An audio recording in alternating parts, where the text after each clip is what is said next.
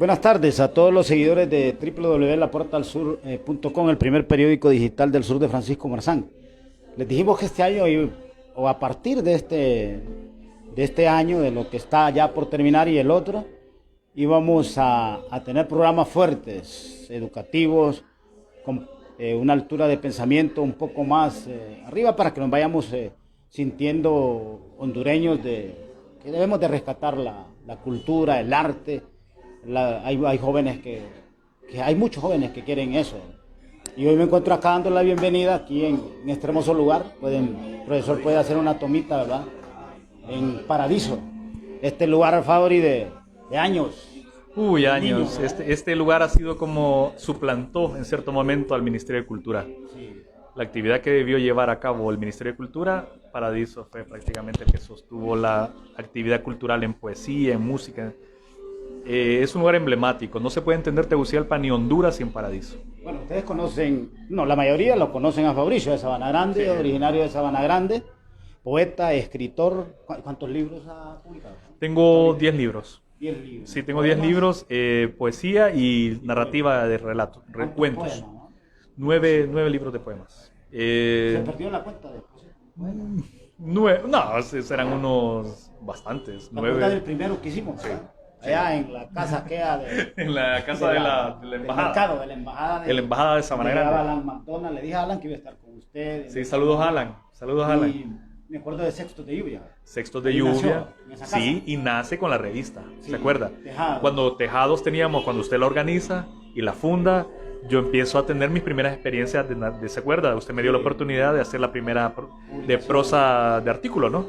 Y en ese tiempo yo ya estaba creando mis primeros poemas y usted lo vivió.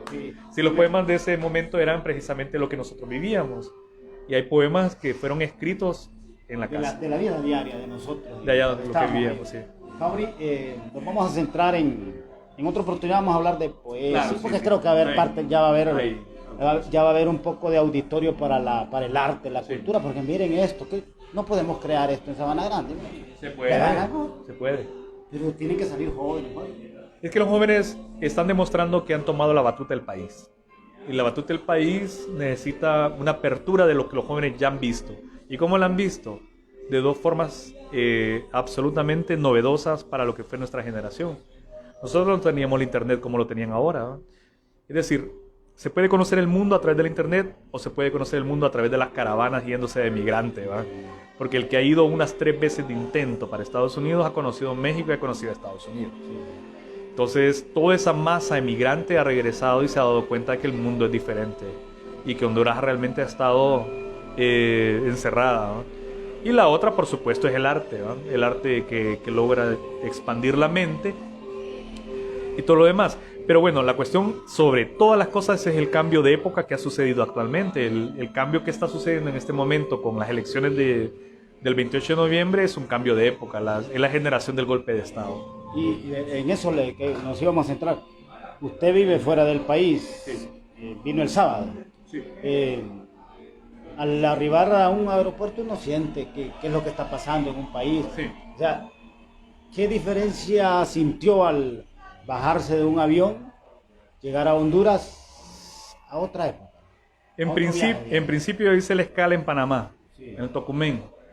Cuando el micrófono, los altavoces dijeron, las personas que llegan desde Italia, España o Europa, cualquier país europeo, vengan que tenemos que hacer un prechequeo acá, y se levantaron 62 personas.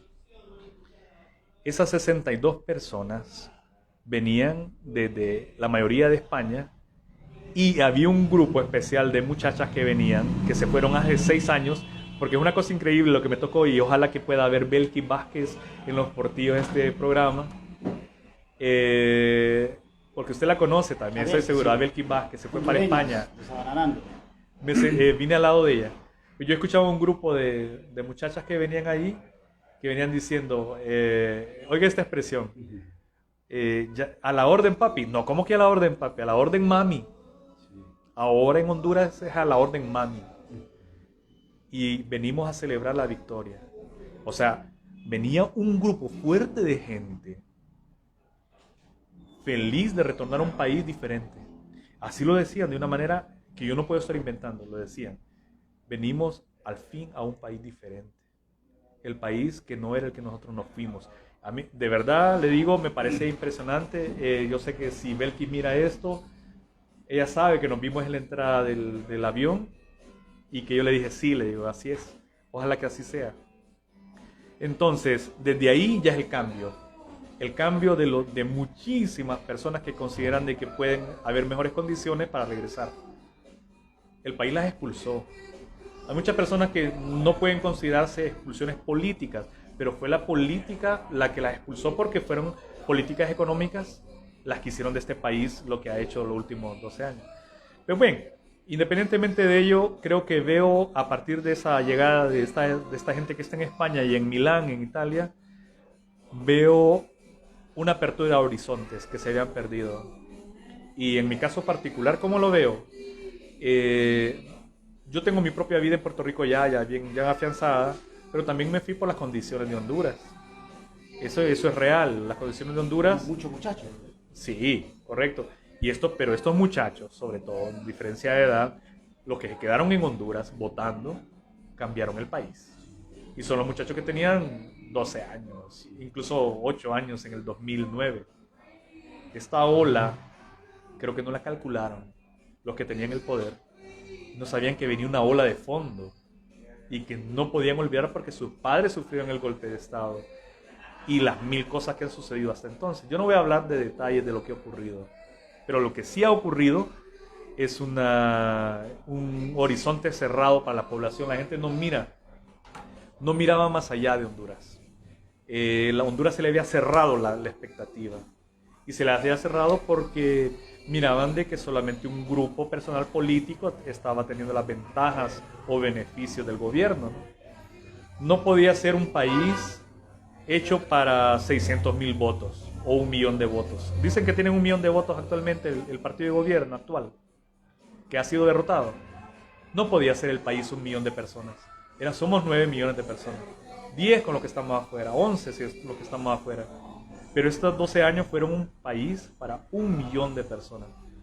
¿Y qué sucedía con los 9, con los 10 millones?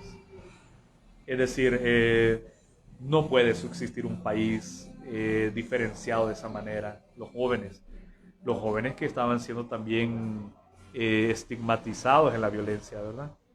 Un país que se hizo el más fuerte, el que tenía mejor voz, el toro que conocemos en Honduras, es el que dominaba la expectativa cultural del país y que hizo retroceder muchos programas culturales en las que el joven ya no cabía. Sin embargo, lo que ya se anunciaba de lo que iba a suceder ahora son los murales, por ejemplo. Los murales es una muestra clara de que se extendió por todo el país de lo que quería la juventud. Una expresión, digamos. Sí, el color. Lo que dice Rafael Murillo Selva. El color siempre fue el deseo o siempre fue de fondo lo que el país quería, pues. O sea, como una generación que entró de lleno al internet, que miraba los avances de otros países y que miraba el problema hondureño, que no avanzaba y que más bien se complicaba más y había más cinismo dentro de los poderes. ¿Cómo no va a querer ese cambio? La expresión de los murales que incluso hay en Sabana Grande, ¿verdad? Es una muestra del nuevo horizonte que se quería pintar, y el 28 de noviembre se pintó algo diferente, estoy seguro de eso. Ahora, Fabri, que de aquí para allá, sí, digamos, la primera mujer presidenta, la gente está con grandes ilusiones, los que perdieron dicen que es populismo. ¿Cómo mira usted que ha estado cerca del sistema? ¿El sistema? Sí, el populismo es una palabra tan gastada como el comunismo. El populismo es lo que ellos hicieron, comprar votos, comprar a través de bonos.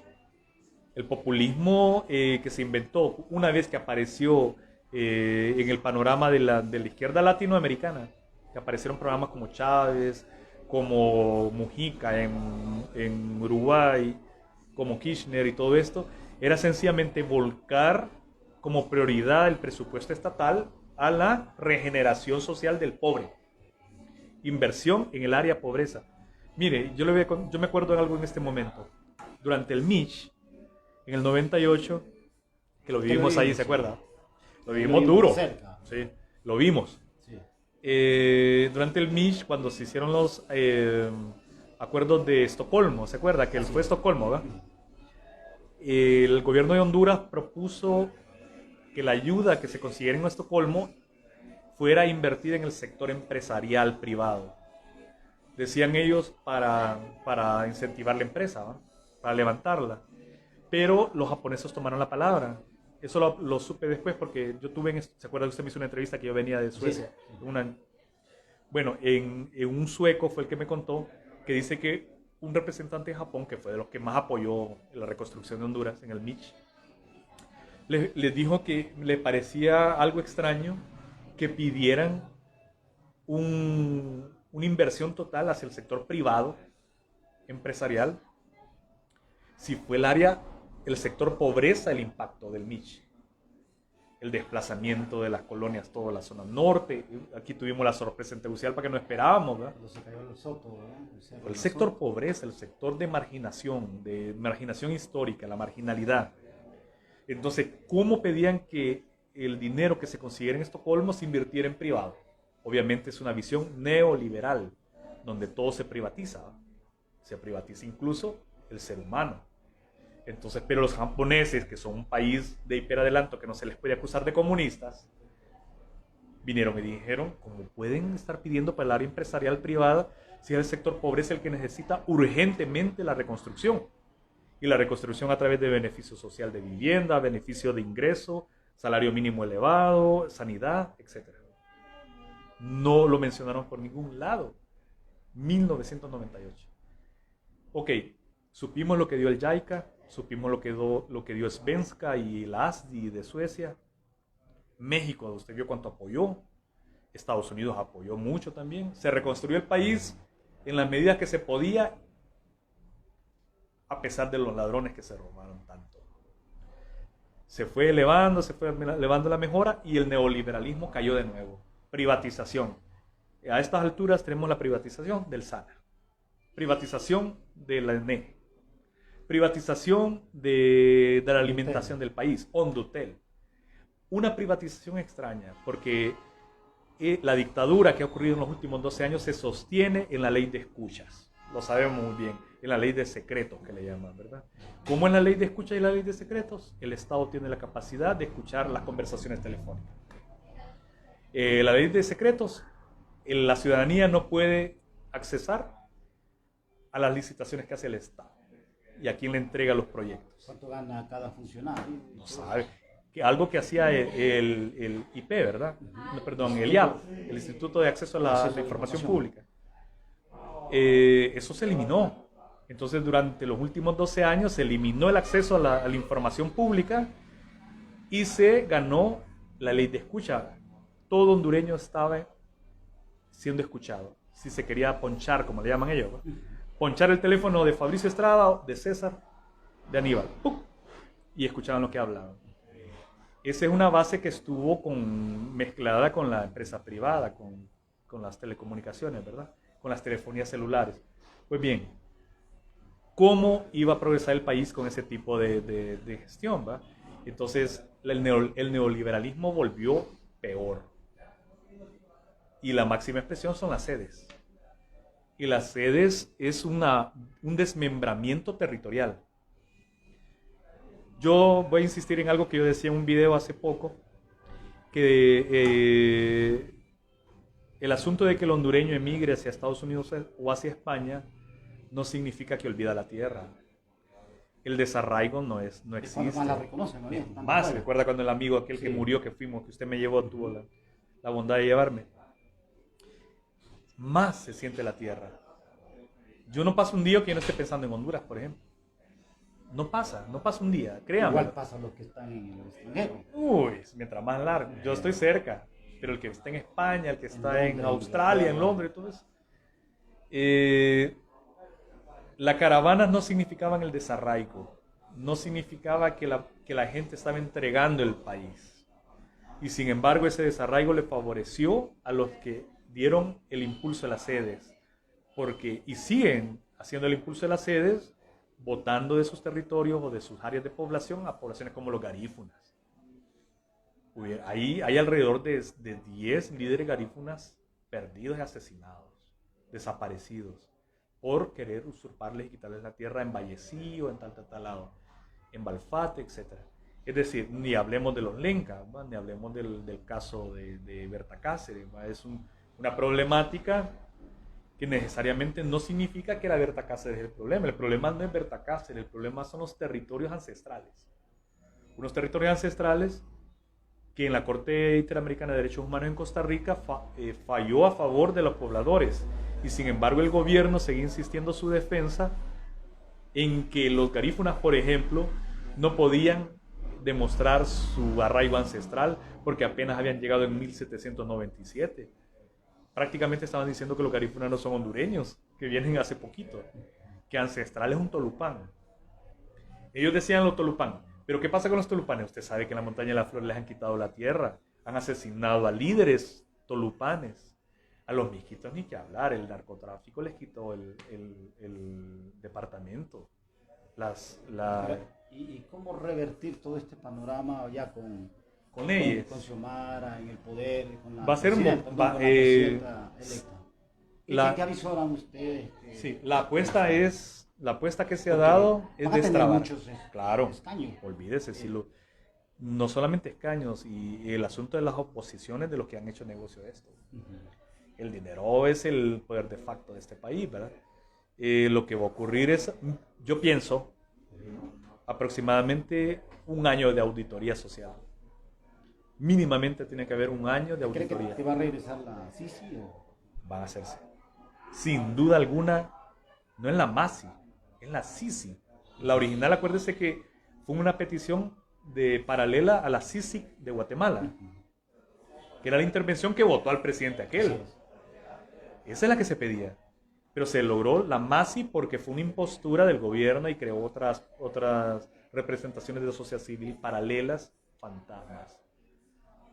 Lo que se pide en este momento es una MASI. Entonces va a estar ligado a la OEA. Y ni siquiera a la OEA, a la ONU. La Sisi la MASI que se logró estaba ligada a la OEA. Pero la Sisi estaba ligada a la ONU. Eso es muy diferente. Entonces creo que se va a lograr la Sisi. Va a haber una auditoría brutal a nivel de municipalidades, que son las principales pilares del soborno del Estado, en las cuales alcaldes estaban recibiendo la ayuda preferencial por partido del gobierno central, que había reunido en un solo superministerio con Hilda Hernández, y que solo a través de ese superministerio se accedía a los fondos enviados de la cooperación o a lo gestionado fuera. Ese superministerio era el que se encargaba de la distribución, y quitaron, ¿se acuerda?, que los diputados manejaran los fondos, ¿verdad? A partir de los últimos 8 años, el diputado no maneja fondos. Lo manejaba el superministerio, en la que la afinada Hilda Hernández era la cabeza. Cuando estaba Hilda Hernández, favoreció alcaldías comprometidas y asignadas a ese poder. ¿Qué va a suceder ahora con la desaparición de ese superministerio? Nos preguntamos, ¿va a seguir fluyendo el dinero focalizado, privilegiado a alcaldes de que estaban totalmente en colusión o coludidos con ese ministerio central? Ya no basta, ya no va a existir eso. Le aseguro que ni Fusina va a existir. Sí. Fueron organismos creados para... ¿Verdad? La tasa de seguridad que aparecía en las tarjetas de crédito ya tiene que desaparecer. ¿Cuántos millones hubo por cobro de tasa de seguridad en las tarjetas de crédito? ¿Cuántas veces se quejó usted como ciudadano, de que en la tarjeta de crédito le quitaban un porcentaje? ¿Y dónde se miraban los resultados? Si cuando más hubo presupuesto para la tasa de seguridad, más masacres hubieron. Ahora, de manera resumida, entonces, ¿usted cree que andan volando como 30 propuestas que dicen que son populistas? ¿Usted cree que se dé todo ese ambiente? No, es que lo que viene por ejemplo, lo de la empresa energía, lo que es el combustible que nos tiene bueno, ahogados. el combustible fue la causa del golpe de Estado. Sí. La reversión de la fórmula, ¿de acuerdo? Sí. Se va a tener que negociar el asunto de la conversión de la fórmula. Ya no existe un Petrocaribe en la forma fuerte que estaba en aquel momento. pero sí existen siempre negociaciones para que la fórmula de combustible no sea los tiburones que estaban Ahora, comiendo. ¿cómo ver esta integración? Porque tiene que ser una integración de derechas, de personas como Salvador Narrala, que está ahí ya, Es que sí, está luego ¿cómo se llama? Dori Gutiérrez. el, Entonces, ¿usted mira una integración o avisuela que puede haber problemas? el que no se integre ¿Sí? el que no se integre a la auditoría social que viene está en contra del esfuerzo de la población en haber votado por el cambio. Si no se integra y empiezan a poner obstáculos a las reformas de ley que van a destrabar lo que la dictadura, porque fue una dictadura, hizo, está en contra del esfuerzo ciudadano que dio el voto, no solo a Xiomara, que dio el voto al cambio. Xiomara representa, sí, un elemento de partido, un elemento de esperanza, pero lo que en el fondo hay es un cambio de hartazgo. La gente se hartó, los propios nacionalistas se hartaron de la forma en que repartieron los beneficios. Sí, sabemos de que se les pagó, sabemos que se fueron comidos, pero en la hora del voto fueron otra cosa. El que no se integre a la auditoría, yo voy a decirle, la auditoría es la revisión de los estados de cuenta de cada ministerio, de cada municipalidad, de cada fondo descentralizado o ONG compartida con el Estado. Porque se crearon 1000 ONGs con el superministerio. La auditoría también viene a los fondos presupuestales de las Fuerzas Armadas de Honduras. No es posible que las Fuerzas Armadas de Honduras tuviera 200% más de presupuesto que el Ministerio de Salud, por ejemplo. O Educación. El Ministerio de Salud que fue desfondado con 300 millones de dólares.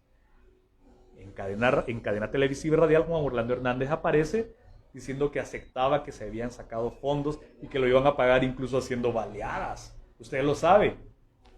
No lo estoy inventando yo. Lo lloramos. Lo sufrimos. ¿Cómo es posible? Ok, en un país cuyo techo de seguridad social era 12%, cuando Costa Rica tiene el 86% de población asegurada. Es una situación abismal. Claro. Y ya tocamos el tema Sí. amplio de esto. Mira usted un ambiente de tranquilidad. Uno anda caminando en Tegucigalpa y la gente anda... Está feliz. Me parece que hay que decirlo, pero tampoco. Uno lo siente. La gente no anda estresada, anda haciendo sus mandados y todo eso. Siento diferente. A nivel internacional, usted que monitorea Ok. los medios, ¿qué dicen de Honduras? Bueno, en Puerto Rico hubo mucho interés con respecto a Honduras porque Puerto Rico tiene su propia lucha, el asunto colonial, ¿verdad? El Estado Libre Asociado es una cosa bien compleja que hay que explicarlo de otra forma. No tengo tiempo, créame, que no le voy a quitar este espacio para esto. Pero sí, Puerto Rico es una colonia, ¿va? Entonces tiene una complejidad de lucha de qué es Puerto Rico realmente. Entonces ligan el problema hondureño con Puerto Rico porque es muy parecido. Asimilan un poco. Sí, muy parecido. Entonces hay mucha gente estuvo muy interesada durante las elecciones del 2017 y el golpe de Estado. Siguieron muy de cerca lo que pasaba en Honduras ahorita y estuvieron muy tranquilos y relajados las opiniones y los artículos, porque desde fuera se notaba de que era imposible sostener algo como estaba.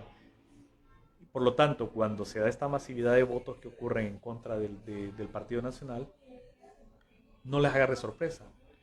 En Estados Unidos no es sorpresa tampoco a nivel ya Washington, que es la metrópoli colonial. Y que ha dado sus opiniones. Ya hemos escuchado a Ocasio, Sí. aquella famosa senadora de origen puertorriqueño. Usted sabe. Varios embajadores. Norma Torres, todo lo que ha opinado. Kamala Harris, todo lo que ha opinado respecto al que estaba el régimen.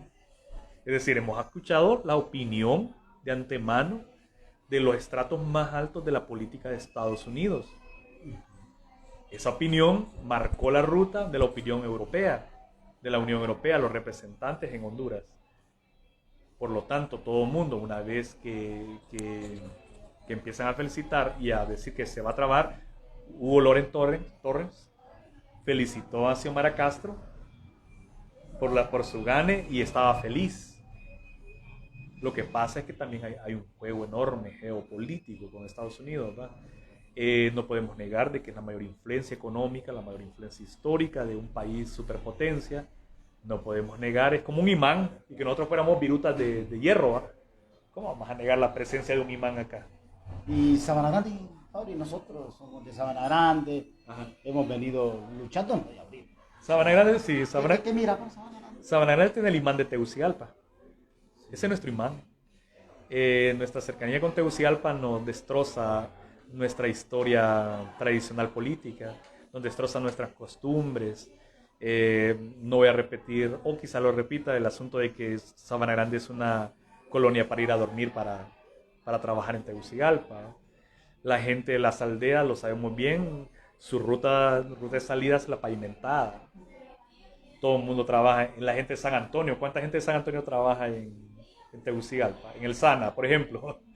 La gente de los Portillos, ¿cuánta gente saca sus productos hacia la pavimentada? O sea, la pavimentada es el cordón umbilical que une a Tegucigalpa y el imán es Tegucigalpa. Tegucigalpa ha sido un peso excesivo en Sabana Grande y Sabana Grande ha debido desde hace mucho crearse una autonomía respecto a Tegucigalpa. ¿Autonomía cómo? Si bien están los empleos aquí en Tegucigalpa, pero ha debido crear formas de empleo en el municipio y no ha habido interés en crear formas de empleo en el municipio más que el bono y la ayuda social, la bolsa solidaria, en los últimos 12 años. Entonces, una cosa es el empleo en Tegucigalpa y otra cosa es la bolsa solidaria. Una impacta en los empleados, una impacta en los que no están empleados y que están dependiendo de la alcaldía.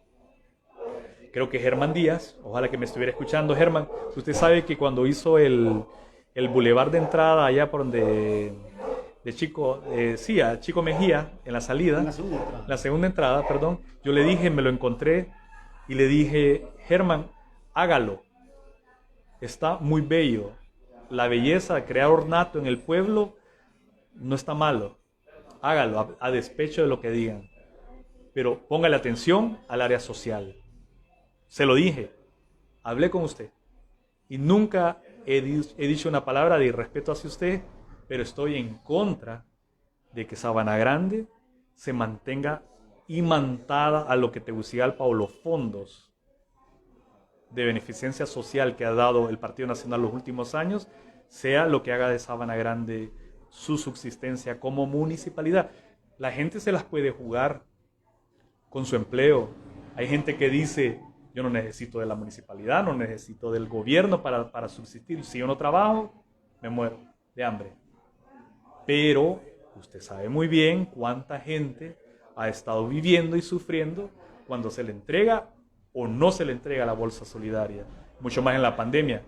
La pandemia cambió la estructura de pensamiento del país. Si no se toman las lecciones de la pandemia, los próximos 4 años en Sabana Grande van a ser terribles, porque no hubo proceso de prevención a salud en Sabana Grande. No hubo ni siquiera en la pandemia, en los puntos más terribles de la pandemia, capacidad de respuesta como si lo tuvo Ojojona y Santa Ana, por ejemplo. Santa Ana sabemos que poquita respecto a la población de Sabana Grande, pero sí la hubo. No hubo una gestión para hospitales en Sabana Grande. No hubo una gestión para ambulancias en los 4 rincones de las aldeas de Sabana Grande. Es decir, hay una gestión que ha debido hacerse en el área social y no se ha hecho. No solo de ornato se vive en el país. No solo de ornato y de lucecitas de Navidad se vive en Sabana Grande. No solo de fuegos artificiales va a comer la gente. La comida se crea generando empleo y no se ha generado. No se ha generado tampoco una planificación de agua. Yo sé los problemas, Germán, por ejemplo, que hay en el asunto del agua en Sabana Grande.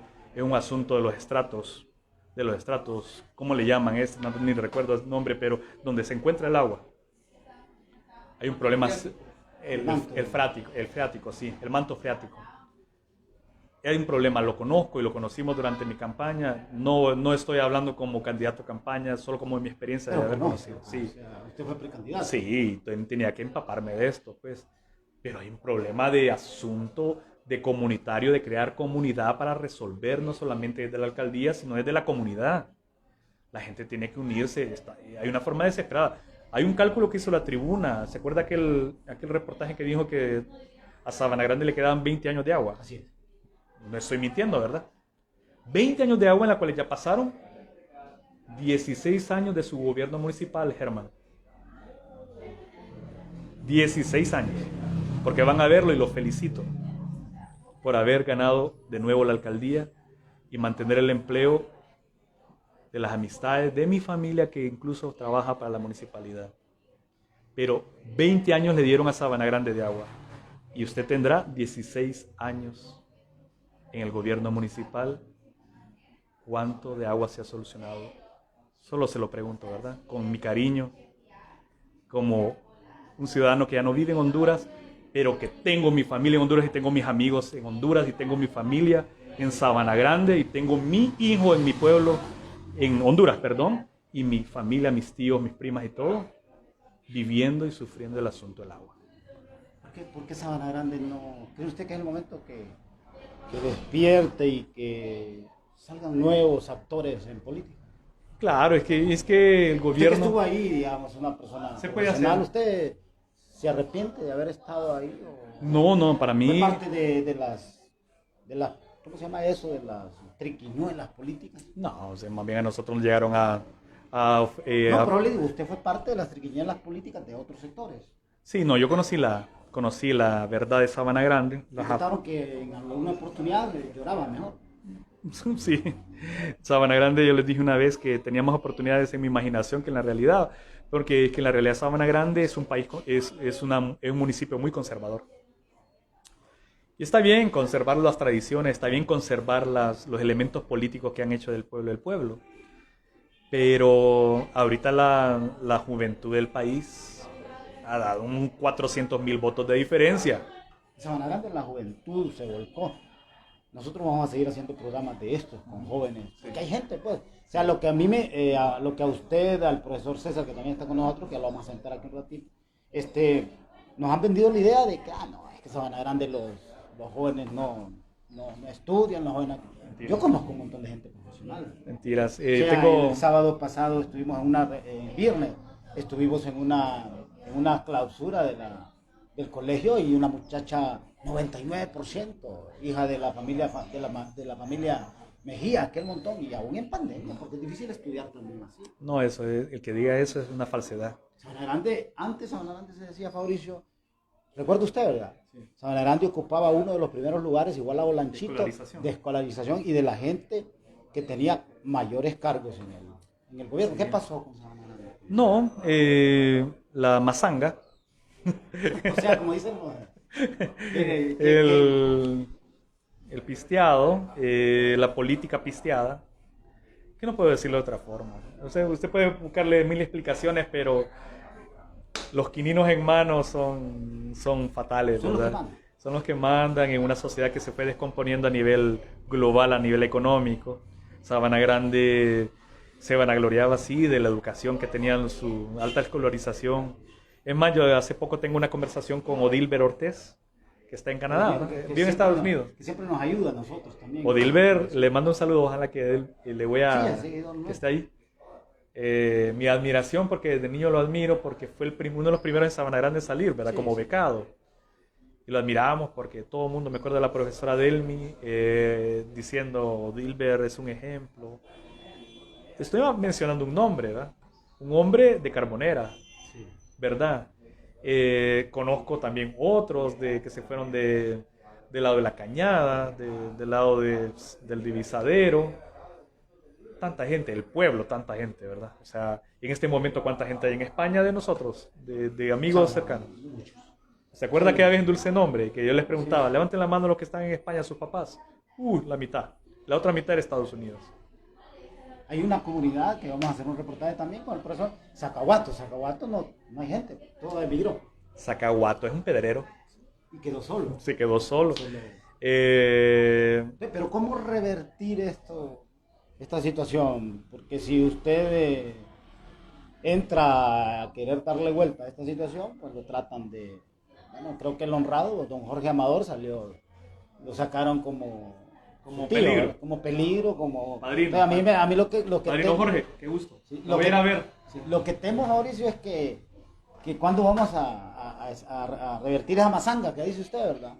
Porque si no, entonces vamos a seguir en lo mismo. Bueno, ¿cuándo va a haber la oportunidad para que jóvenes talentos profesionales con un índice académico puedan llegar a un puesto de estos y convertir a Sabana Grande en lo que se desea, en que haya arte, haya cultura, haya educación, haya salud, haya tantas cosas que necesitamos. Y no es que hablemos, Sí. nosotros proponemos porque somos medios. Claro, ahorita se acaba de destrabar con las elecciones un elemento de descomposición, como le vuelvo a repetir. Hubo un elemento ético que jugó muy fuerte en estas elecciones. La gente como que se hartó ya del nivel de bajeza que ha llegado el país. Sí, la política, ¿no? Entonces la gente ha apostado absolutamente por el salto desde el fondo de la poza, a sacar aire, por fin. Y ahorita siento eso, ¿va? La gente está respirando más. La gente está más abierta al futuro. Se había apagado totalmente el futuro. Entonces creo que hay un elemento ético que está jugando a favor y va a jugar a favor en estos próximos 4 años. Ya no hay fondos para comprar a la gente. Ya no hay fondos para comprar a la gente. La ética ha triunfado en el país el 28 de noviembre. Y los no éticos van a tener que responder sin esa mazanga. Auri, va a quedar mucho tiempo para hablar de temas. Vamos a ir descubriendo actores. Él es un escritor internacional. Mauricio está haciendo podcast también, ¿no? También hago un podcast, es una forma nueva, muy arriesgada. Lo tenemos por el proyecto que nosotros Ahora, le hemos dicho. Póngala ahí. Pero no hemos podido. Y Es la cuestión del sí. dinero, el apoyo, Claro. y navegar en esto de los medios. Claro, además estoy escribiendo para varios medios. ¿Cuál fue el último libro? El último libro fue un libro de cuentos. Publiqué mi libro de cuentos ya, se llama La Era Pre-Schuman. ¿Dónde lo pueden? En Guaymuras. Guaymuras. En Guaymuras, búsquenlo. Un libro de cuentos, habla de la violencia del país. No podía evadirme la violencia del país. Y la trato de contar de una manera atractiva. Los podcasts, ¿dónde lo puede escuchar? Podcast, ustedes buscan en mi blog, fabricioestrada.blogspot.com. Ahí están todos mis programas de podcast. He hecho de Sabana Grande como 6 programas hablando de mis recuerdos en Sabana Grande y voy a seguir haciéndolo. Bueno, cheque, hemos hablado con el escritor internacional, originario de Sabana Grande, Fabricio Estrada, tiempales de andar en esto, ¿verdad? Sí. Y estaremos siguiendo la pista. El sábado quizá tengamos otro programa muy bueno, ¿verdad? Y saludos a todos, que la pasen bien.